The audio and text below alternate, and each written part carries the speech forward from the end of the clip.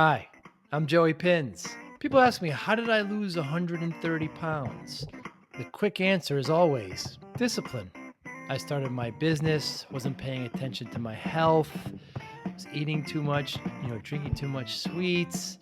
My daughter was born. Next thing I know, I'm pre-diabetic, I have hypertension. I knew something had to change. Discipline. I, like many of you, have faced many challenges in your career, in your family, in your life, in your faith. How did you attack them? How did you approach them? How did you solve them, hopefully? It all had to have some degree of discipline. I'm also asked, how did you found and start a tech business and it lasted over 25 years? Discipline. I was committed to it, enjoyed technology, didn't enjoy some aspects of it, but knew it was necessary. Discipline. Our podcast mission: how do we use discipline to better ourselves and society? Join me, please, as I talk to interesting people and discuss how they use discipline in their family, in their passion, in their careers, and how it helped them. Our podcast vision: growth through learning from others. Joey Pinz Disciple Conversations. It'll be light and serious. Join us, please. Thank you for consideration. Nice to meet you, MJ. Nice to meet you too. Thanks for having you.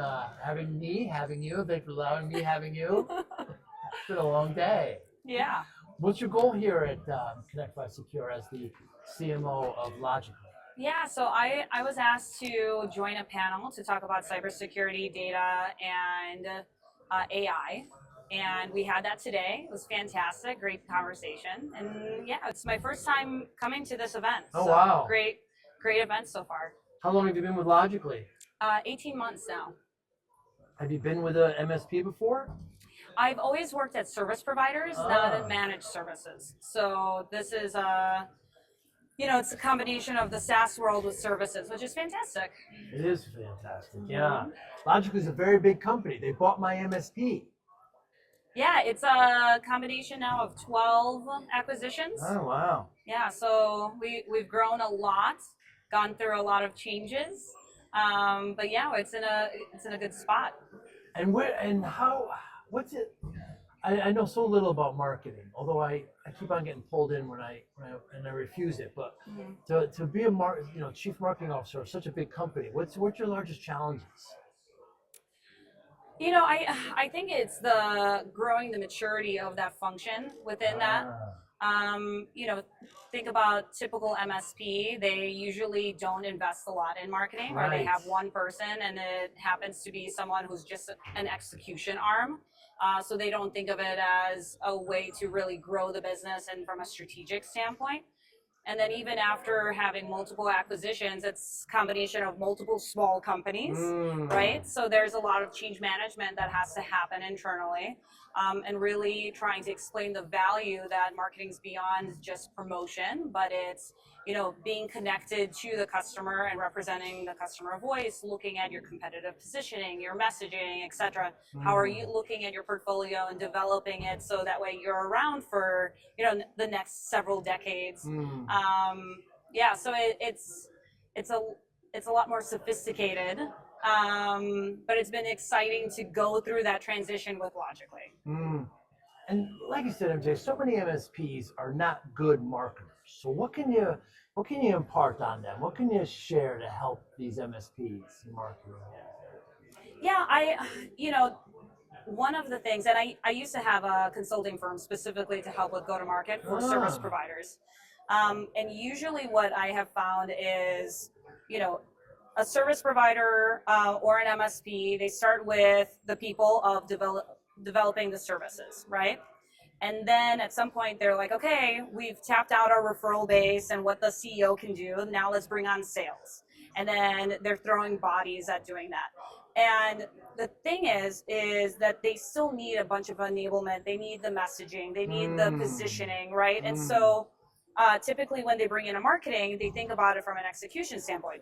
Can they set up the website? Can they do social media? Can, do events, right? That's all of that tactical execution. Right. But unless you have the components that are foundational to your organization, it's not going to work. So you're still going to go up and down in your, revenue cycles. You're always going to be chasing the next deal because you don't have your positioning down. Are you actually connecting the services that you're providing in a very specific way to the business outcomes that you're delivering for your customer, right? Are you thinking about how are you enhancing those services over time, developing enablement materials to bridge that discussion for your sales team, right? So when it comes to a service provider, I mean, they need to bring in marketing a lot sooner. I would say before they start bringing in even more people in sales. Wow. So if you bring in your first salesperson, awesome, because you need someone out there having the discussions, but bring in someone who can extract all of that, story and purpose out of the CEO or the founder and getting that documented, honed in on, speaking to your customers, understanding the problems that are being addressed, and then packaging that up to give it to sales for them to test it out in the market, and then you continue to grow from there. Wow. What's your goal at an event like this? That's why secure with all these MSPs and vendors here. What's your goal? Yeah, it's really about being involved in the community, right, and building those relationships. I think there's a lot of consolidation that's happening in it, right? So it's really understanding of what's going on, what are the pain points that other service providers, seeing if we can learn something from that, sharing also best practices from our end, seeing how can we lift all of each other together. And then, I love the fact that I get to see my friends from different vendors and from for example, CompTIA, I'm heavily involved in that. So just building those relationships is fantastic. Yeah, it sure is. And your message to MSPs this week that are here? A challenge maybe? Yeah, I would say that, soak in all of the information that's being delivered, but then start to push on your vendors, start to push on, ConnectWise of how do I turn this into something tangible and actionable within my organization? I think at a lot of these conferences, there's a lot of theory that we discuss, but actually having a playbook of, okay, well, I'm going to do this. I'm going to focus in this area. How do I now take it to the next level? How do I build that practice? How do I invest in the resources? How do I build a business case and look at the financials of, what is this going to mean for my organization, and really take it from a business maturity standpoint, to the next level. Because there's a lot of shiny objects. Yeah, so sure you need to make sure that, you stay focused, but then push the community to help. And what can vendors do better to partner with MSPs? Man, I wish many of them actually worked in an MSP so they would know how the life of an MSP. I think it's really having more discussions and understanding the business and how that business is run. Me personally, I work with we work with several vendors, and the biggest challenge I deal with is that I just get product specific information. The thing is, the typical buyer today is now focused more on business outcomes. CIOs, for example, are going to be required to actually make business cases based off of their business objectives and outcomes, rather than here's a feature and here's the benefits of that feature or function, right? So helping to try to bridge that, that conversation is extremely important. And many vendors that I talk to, they don't have that information because they're focused on product marketing and they're talking about these functions or these features, and they're not talking about here are the market drivers, here are the challenges, here's how this solution specifically addresses that and how it should be part of your entire conversation and your solution. And MSPs don't have the internal resources to develop that story, right? So if vendors could help bridge that, I think that would be extremely beneficial. But I haven't, there's a few vendors out there that are doing that type of, content and materials, but most of them are still not there. And for those MSPs listening, especially the startup ones, what is the difference between marketing and sales? I think that relationship has significantly blurred, right, over the last several years. And in my experience, having a very tight-knit relationship with sales has made us a lot more successful. So, for example, I have my counterpart, Steve Rivera, who's our CRO, and we are fully aligned on the strategy where sales is the relationship and the human component of the buying journey, right? While marketing is the touch point that happens to build credibility and then looks at the customer experience during the buying cycle and also afterwards, right, for expansion. And having that layered approach across the entire journey, that's what sales and marketing looks like.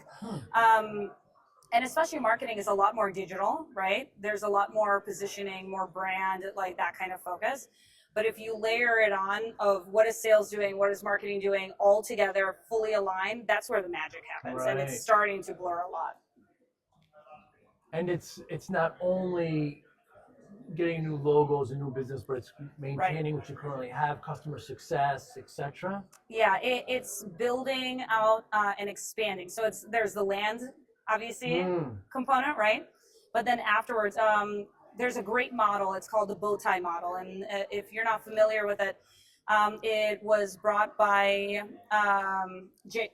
Jacko from Winning by Design, and it's called the Bowtie Model. And this is something that can be applied from SaaS businesses over into MSPs because of the recurring revenue model, right? And so you have the typical funnel that you would see. You flip it off to the side, right? Of here's all of the accounts that you're nurturing, you're building in, and you're closing. But then there's an expansion component, right? You have to recognize the impact that you're delivering for that business, right? You're delivering on the promises that you just told them while you were doing the first part of the funnel. But then in addition to that, how are you upselling and cross-selling across your entire portfolio? And then that's the expansion piece. So, and now you're measuring like at every single stage, you know, what is the velocity of that? What is the conversion at each stage? How do you optimize it? But that, if you're not familiar with it, it's a really fantastic model to implement within your organizations. And that's one that we implement. So that way we can see, are we expanding that and continuing the growth while we're adding on new logos? And then that is how you end up getting a hockey stick effect. And MSPs too. What about some of those MSPs that just can't afford a full-time CMO? Is it good to outsource parts of it? How do you recommend that? What do you do next? Yeah, so over the last few years, there has been an upsurgence. Is that a word? I know what you mean. Yeah, there has been a surge of fractional CMOs. Right. So in the beginning, you really don't need a CMO. I wouldn't suggest it probably until you get closer to, wanting to scale from like 10 million and moving on. And you're really trying to find your go-to-market fit. Before that, investing in a fractional, they spend a few hours per week working with you, setting the strategy, making sure that they're building those relationships with agencies, giving them the insight and the direction. That's really all you need. Because once again, if you're only focused on execution, the execution is going to be extremely expensive. And it's not going to be as effective. And then you are going to lose any type of, what's the word? Momentum? No, it's not momentum. Like you're not going to trust the process of marketing, which is just going to end up going into faith. Yeah. Exactly. You're going to lose faith in the entire thing, and then you're going to be shy to invest in marketing again, and then it's an ever you're going down this cycle, right? So having someone who can provide that guidance, I think that's a great solution to have in place. And then you get, a marketing manager that can leverage that fractional as well for guidance and advisory and coaching. And then hopefully that person over time will grow into the role that you want by the time you get to being 10 million. Yeah, it seems like a natural progression there. Right. MJ, what's something people will find surprising about you personally? So my background, I actually have I love school, and I am a lifetime learner. Cool. Yes, very, very big. So in undergrad, I actually have a dual degree in biochemistry and marketing. Wow. And then when I went for my MBA, it was in business analytics and information systems. Wow. And I have, even after all of the schooling, I've continued to enroll in classes and certifications and everything to stay on top of the latest trends that are happening and impacting the industry. But I think whenever I say biochem, everyone's like, what? And I originally wanted to go into pharmaceutical marketing. I'm so happy that's not the direction I went. No offense to anyone in, in that industry, but that's I think having that background, it made me very analytical, and I have leveraged that and the idea of like asking questions and having a hypothesis and then trying to like test different theories. I think that's a value add in my career that I've taken throughout. Very interesting. I'm a lifelong learner too, but I don't know if I love school, as you say. It's very interesting. Yeah, I will say undergrad, that was a fun time in my life. Sure. But when I was doing my MBA, like I was all in it, and I loved data modeling. That was my favorite class. Wow. And it's probably why then I was approached for the Data Advisory Council. Is I'm very data centric. When I was at Insight, I was part of the team that was putting predictive analytics into place. Wow. There, and that was pretty unheard of at that time. So that's almost 10 years ago, and we were already putting those type of processes in place to help marketing and sales, etc. And that's a place where I geek out. Yeah, I can tell you, I can see the passion. I can see you. Yeah. So nice meeting you, MJ. Yeah. Thank you for your time today. Thank you for having me. I appreciate it. Thank you for listening and or viewing Joey Pinz Disciple Conversations. Please share this episode with one or two of your friends who you think may benefit from the episode. Our website, www.joeypinz.com. There you'll find lots of resources and you could join our mailing list. Please follow us on all our social media, Instagram, Twitter, and Facebook. Podcast information, the video version of our podcast is on YouTube. Please subscribe. Audio is on all major podcasting platforms. Please follow them. And if you like it, please consider giving 5-star rating. Would really appreciate that. Thank you again for listening or watching Joey Pinz Disciple Conversations.